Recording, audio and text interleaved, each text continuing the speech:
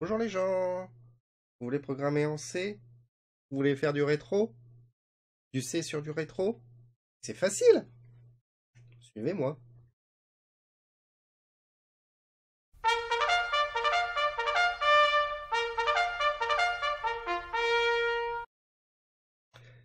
C'est le début donc d'une aventure pour moi et pour vous. Si vous êtes ici, c'est que vous avez envie d'apprendre le langage de programmation C dédié pour les machines rétro, donc faire du C sur Mega Drive, Master System. Donc cette série de vidéos va vous apprendre ceci. Donc voilà, on va apprendre à faire des boucles, à manipuler les variables, à utiliser un compilateur en ligne de commande. J'espère que ça va vous plaire. N'hésitez pas donc à partager la vidéo, de me mettre un commentaire, le pouce en l'air et puis la petite cloche, hein, si vous êtes, puis abonnez-vous hein, d'ailleurs, pour avoir le droit à d'autres vidéos de ma chaîne.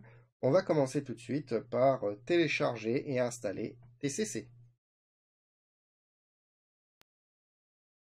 Bon, c'est parti, on va aller télécharger un compilateur sur Windows qui va nous permettre d'écrire du code en C et de créer le programme en .exe, ce qui va nous permettre d'apprendre un petit peu la base du C, tout simplement. Alors, je fais le choix de prendre le mini compilateur TCC, parce qu'il est léger, on ne se prend pas la tête pour compiler ça sur Windows. Si vous êtes sur Linux, vous avez déjà le compilateur d'installer normalement qui s'appelle GCC. Je vais être honnête, si vous êtes sur Linux, à mon avis, vous savez comment l'utiliser. Donc, moi, je ne sais pas l'utiliser sur Linux. Je sais un tout petit peu l'utiliser sur Windows. Il faut juste que je retrouve les lignes de commande. Moi, je vais prendre TCC parce qu'il est léger, rapide. Puis c'est suffisant pour apprendre la base du C pour pouvoir migrer après sur des machines rétro. Voilà. Donc, on va faire un téléchargement. Donc, voici le site, hein, c'est ballard.org/tcc/download. Moi, je vais prendre la version 32. Voilà. On va juste préparer les dossiers pour TCC pour le moment. Alors, je fais un dossier TCC tuto. Je vais dézipper TCC à l'intérieur. On va aller voir un peu ce qui contient TCC, de la doc. Lisez la doc. Lisez vos documentations parce que souvent les gens, oh mais je sais pas comment on utilise tel ou tel logiciel. Et tout est dans la documentation. Donc oui, c'est en anglais malheureusement, mais voilà. Ce qui est super intéressant, c'est que ici on a les lignes de commande. Oui, ça fonctionne en ligne de commande. Je vais vous apprendre à les utiliser. Pas d'inquiétude. On voit que si la ligne de commande, je cible TCC, que je fais /run a.c. Alors, A, c'est le nom de votre fichier code source, donc main.c, word.c, etc. Et ben, en mettant cette ligne de commande intelligemment, encore une fois, je vais vous montrer comment on fait, ben, ça va lancer votre programme directement. Donc, ça va le lancer directement.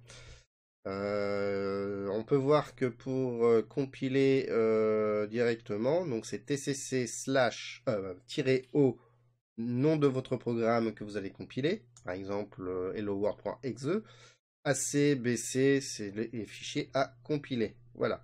Nous, en fait, on va avoir besoin que de ça. Enfin, que du haut et que de ça, pardon. C'est tout. Qu'est-ce que contient bon, bah, des exemples. Tous les fichiers hash include qu'on peut appeler quand on va créer un programme. C'est utile en C, sur Windows, Linux et compagnie, mais vous allez voir que dès qu'on attaque un peu des machines rétro comme la Master System, surtout les machines 8 bits qu'on va programmer en C, bah, ce genre de fichiers, on va très peu les utiliser. On va juste utiliser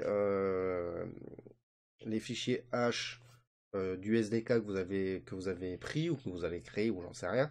Mais bon, la 99% de ces fichiers hash, on s'en fout. Mais bon, c'est comme ça. La lib, on peut intégrer pour faire des trucs supplémentaires. On ne verra pas ça ici, mais ça existe sur TCC, ça existe sur partout. On a deux programmes ici. Ce qui nous intéresse, donc, c'est ce tcc.exe qu'il va falloir appeler pour lancer le compilateur TCC, tout simplement. Il va falloir appeler ce logiciel-là, mettre le nom du fichier à l'intérieur, et roule mimine. Alors, nous, on va se créer un dossier projet Hello World. Voilà, on est prêt pour faire notre premier programme. C'est parti. Allez, c'est parti. On va commencer à créer notre premier programme, notre Hello World. Alors, pour éditer votre texte, vous choisissez ce que vous voulez. Moi, j'utilise le logiciel Notepad++. Je suis habitué à ce logiciel. Il n'a pas énormément d'options, mais les peu d'options qu'il a, ça me suffit pour coder from scratch. Certains vont préférer des IDE, Visual Studio ou pourquoi pas CodeBlocks qui intègre directement GCC à l'intérieur. D'autres vont même coder avec le Notepad de Windows. J'en ai déjà vu, même en assembleur. Bref, vous faites ce que vous voulez. J'ai pas de conseils à donner là-dessus. C'est en fonction de vous. Alors, dans notre Hello World, on va créer notre fichier main.c. Alors moi, j'ai créé un nouveau document texte que je vais complètement effacer. Main.c. Si vous modifiez l'extension d'un fichier, le fichier risque d'être inutilisable. Je fais oui. Et j'espère que vous allez avoir cette petite alerte. On va vérifier que c'est bien un main.c qui a été créé. Donc c'est bien un main.c et pas un main.c.c. Si vous avez un main.c.c, à mon avis à 99% des cas vous allez avoir ça, il va falloir aller dans une option de Windows pour afficher les extensions. Alors je vais vous faire montrer la manipulation sur Windows 7. Peut-être que c'est la même chose sur XP, Vista, 7 et puis les autres OS qui vont arriver. Sur 98, il me semble qu'il faut faire un clic droit ici pour aller dans les options des dossiers et décocher une case. Alors, sur Windows 7, démarrer, panneau de configuration, apparence et personnalisation, options des dossiers, affichage. Et ici, vous avez une petite case à décocher, masquer les extensions des fichiers dont le type est connu. OK, et normalement, tout roule. Voilà. Nous avons notre dossier main.c. Moi, je vais l'ouvrir dans le Notepad, ici. Et je suis prêt à travailler. Allez, c'est parti. Nous allons créer ce qu'on appelle le code minimal du langage C. Enfin, minimum, minimal. Vous allez voir que quand on fait de la programmation sur machine rétro, il y a beaucoup de choses, enfin, il y a 2-3 petites choses qui vont changer. Ça va pas être dramatique, ne vous inquiétez pas. Alors, on y va. On va faire un include. Donc, croisillon. Include stdio.h. Alors, qu'est-ce que c'est que le croisillon ou le dièse, comme vous le souhaitez, include? C'est tout simplement une fonction, ce qu'on appelle du préprocesseur, je sais pas, qui va intégrer le stdio dans votre programme, le stdio.h. On a vu tout à l'heure, les dossiers include de TCC contiennent des fichiers. Ces fichiers .h, c'est tout simplement la bibliothèque, un catalogue de fonctions, de pré-fonctions que vous allez pouvoir utiliser en C nativement, tout simplement. Cette fonction va nous permettre tout simplement d'afficher du texte à l'écran, ce qui sera super sympathique. Maintenant, on va rentrer dans le cœur du programme. On va se faire ce qu'on appelle une fonction, tout simplement. La fonction main. On va ouvrir et fermer des accolades. Alors, accolade ouvrante, accolade fermante, c'est ce qu'on appelle un bloc. Nous avons le main, qui est le nom de la fonction, et nous avons ici tout simplement des parenthèses. À l'intérieur, nous allons marquer des arguments, des options. par exemple. Là, on va rien mettre du tout. C'est pas tout à fait un bon code minimum en C, parce qu'à l'intérieur de celui-ci, souvent, on doit mettre des tas de choses. Ça va fonctionner, et en rétro, on s'en fout. Avant le main, il va falloir ce qu'on appelle typer notre fonction, pour savoir ce qu'elle va retourner. Pas de panique, je vous ai donné 2-3 trucs, vous êtes en train de vous tirer les cheveux, pas de panique. Là, si vous utilisez TCC, vous faites int. Ça veut dire que ça va envoyer une valeur de 2 ou 4 bits. Pas de panique, encore une fois, vous inquiétez pas, vous inquiétez pas. On va écrire notre première fonction à l'intérieur de main. Print f, accolade ouvrante, accolade fermante, et le petit point virgule. On va y revenir sur le petit point virgule. Vous allez le haïr, le petit point virgule. Mais il est important, le petit point virgule. Et on va se faire ce qu'on appelle un return 0. Et toujours le petit point virgule. Là.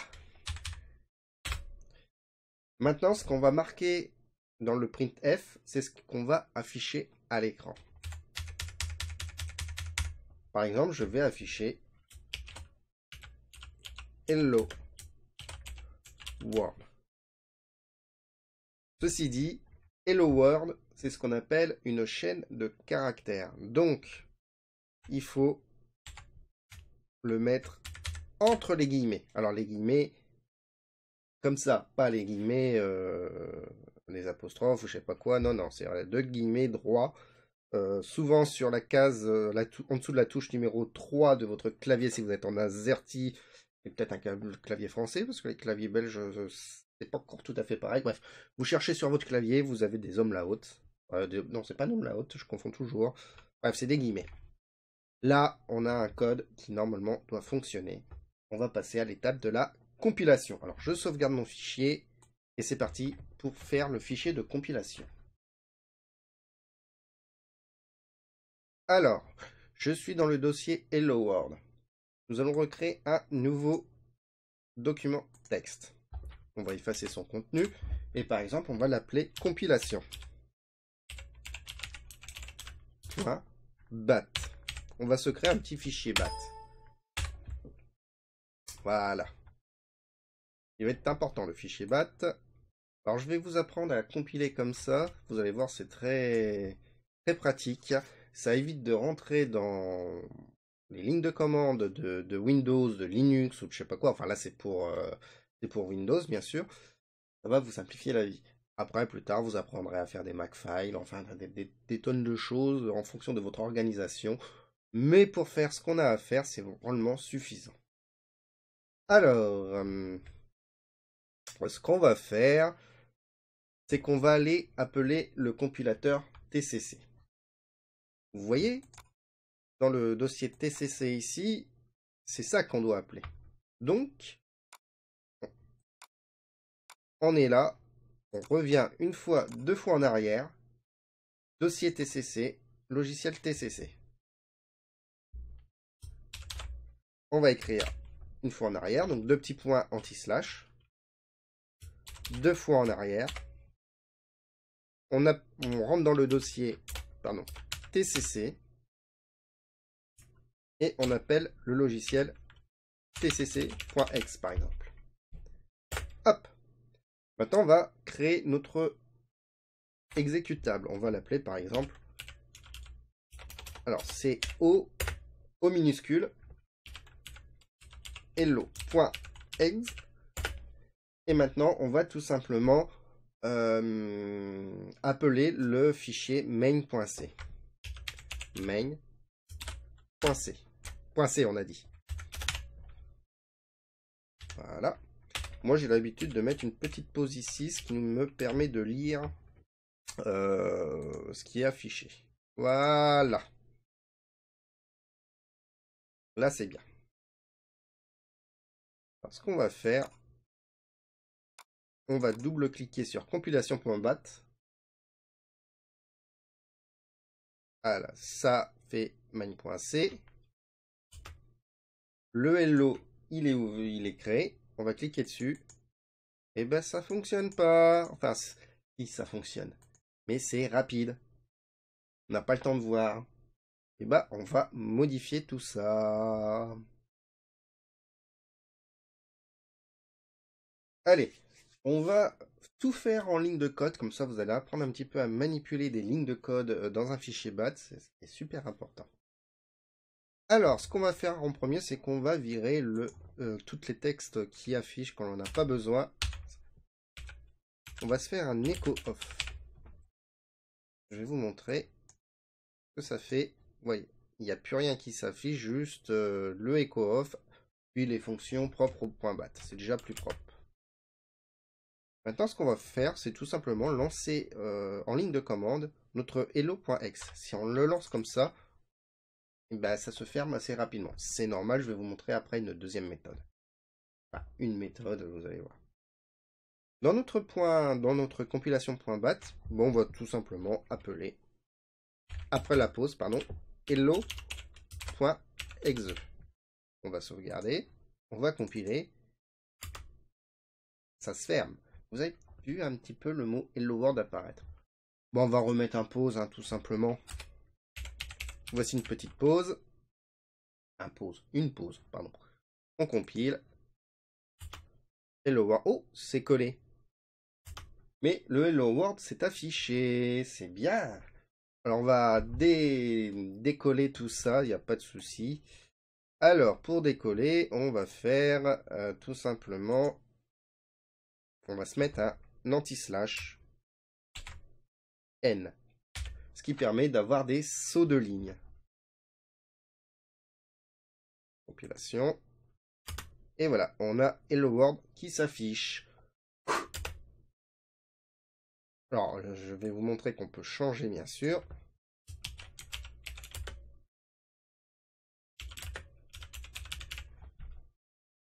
Hop, compilation. Salut le monde. Alors, pourquoi en fait la fenêtre se referme? Bah, tout simplement que quand je rentre dans le programme, je fais mon printf, je retourne 0, donc pour le moment, il y a un peu ça, et je sors du programme. On va juste stabiliser un petit peu le programme. On va se faire ce qu'on appelle une boucle infinie. Alors c'est mal, hein? Alors c'est mal. Oui et non. Vous allez voir que quand on programme sur console, on fait une boucle infinie, ça sert à rien de quitter de la console. Donc, on va juste faire l'instruction will, entre parenthèses, 1. Je saute et je fais un bloc. Alors, on pourrait... Alors, hop, voilà. Alors, le bloc est, je crois, inutile, mais moi, j'aime bien quand il y a un bloc. C'est lisible et comme ça, c'est fait.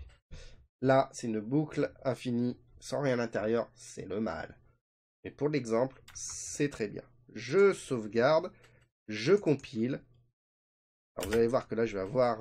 voilà, je ne peux plus sortir du programme, ce qui est normal. Je vais quitter avec la croix et je vais lancer directement à la souris le hello.exe. Salut le monde. Et cette fois-ci, ça reste bien affiché. C'est bien plaqué. C'est nickel. Suivant certains compilateurs, on n'a pas besoin de faire ça. Je crois que GCC... Ah, quoique GCC, il faut le faire, sauf si vous le lancez directement de CodeBlocks. Il me semble que ça temporise. Bref, c'est à vous de voir, de vous adapter. Voilà, on a fait notre Hello World. Je vais juste vous montrer les commentaires. C'est parti. Allez, on va aller voir les commentaires. Alors, qu'est-ce que c'est qu'un commentaire? C'est tout simplement des lignes de texte qui n'auront pas d'influence sur le programme, ce qui permet de faire des annotations, des séparateurs ou des tonnes de choses qui vous semblent utiles pour programmer. Il y a deux types de commentaires, hein, des commentaires en ligne et des commentaires en paragraphe. Attention, certains compilateurs, surtout les vieux compilateurs C, n'acceptent pas les commentaires en ligne, car c'est une fonction qui a été ajoutée quand le C++ est arrivé, en gros à ce que j'ai compris, donc tous les compilateurs ne l'intègrent pas. Je vais vous montrer comment faire les deux types de commentaires. On va commencer par les commentaires en ligne. C'est très simple. C'est tout simplement un double slash. Ceci est un commentaire. Ceci n'est pas un commentaire. Voilà. Donc, ça prend que sur la ligne. Alors, ce qui est assez intéressant, c'est qu'on peut les mettre après une ligne de programmation.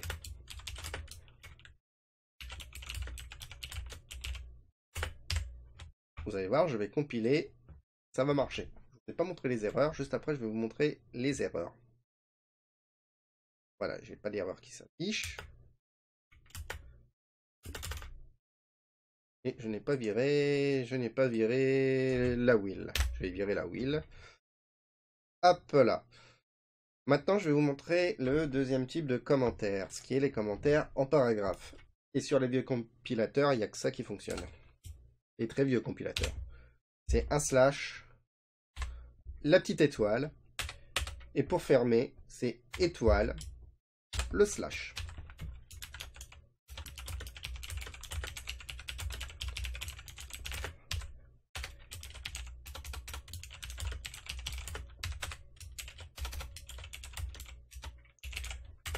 Voilà, ce qui nous permet d'écrire du texte, des paragraphes de texte. Je compile. Salut le monde. Hop là, ça fonctionne très bien. Voilà, on a vu les deux types de commentaires qu'on a dans le langage de programmation C, qui nous permet d'écrire du texte qui ne sera pas compilé en fait. Et on peut voir que ça marche sur une ligne d'instruction.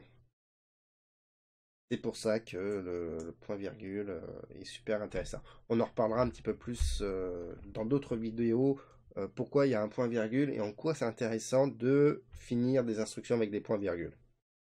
Voilà, on va voir comment corriger un texte, les erreurs, quand on a une erreur dans le code source, comment les identifier. Du moins, un début d'identification. Allez les gens, on va finir cette vidéo pour voir un peu les erreurs du compilateur, voir comment les identifier, comment c'est affiché au moment de la compilation. Alors la première grosse erreur qu'on fait à 99%, et moi le premier, c'est d'oublier les points-virgules. Par exemple, le printf, on oublie le point-virgule, et après on a retourne 0. Je vais donc sauvegarder le fichier, je vais compiler, voir le comportement. Boum, il me le dit bien. Main.c, ligne 18, erreur, point-virgule. Et bien on va aller voir ça à la ligne 18. On a bien le retourne 0, on a un point-virgule. Bon, quand c'est comme ça, il faut regarder la ligne d'avant. Le printf, il n'y a pas de point-virgule. Je rajoute le point-virgule. Je sauvegarde. Et je compile. C'est bon. Maintenant, ce que nous allons faire, c'est créer une fausse fonction ou changer une lettre à printf. Par exemple, que de faire un T, je fais un Y. Je me suis gouré de touches. Pourquoi pas? Je sauvegarde et je compile. Alors, on va lire. Ligne numéro 5. Attention, implicite déclaration de la fonction prinif. Erreur, symbole non défini, prinif.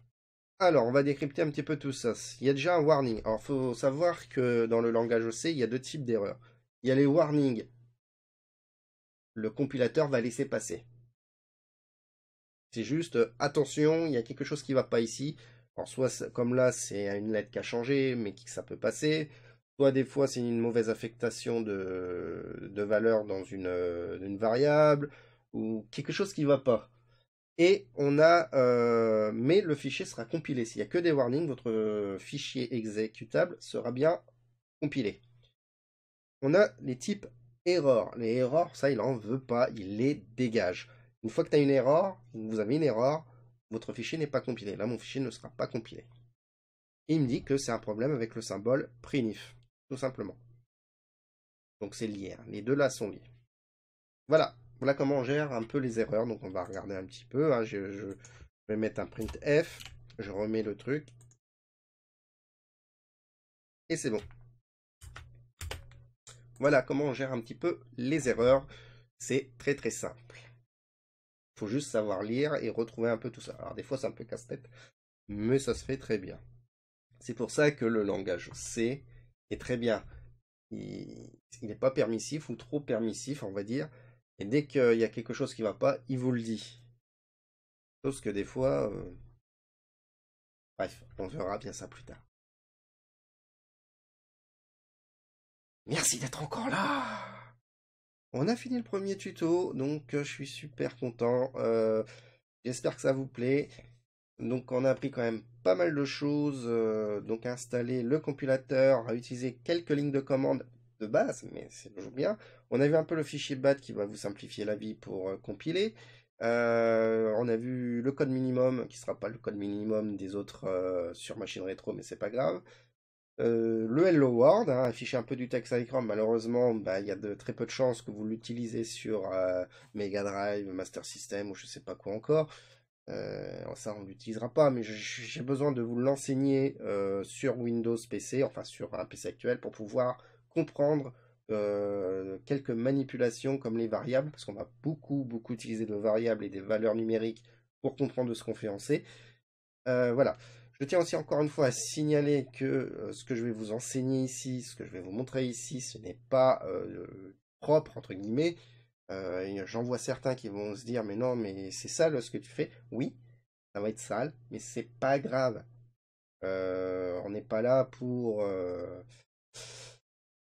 Voilà, j'ai besoin d'enseigner des trucs pour transposer ça dans des machines rétro. Donc, je vais faire des choses, c'est pas grave si c'est pas la norme.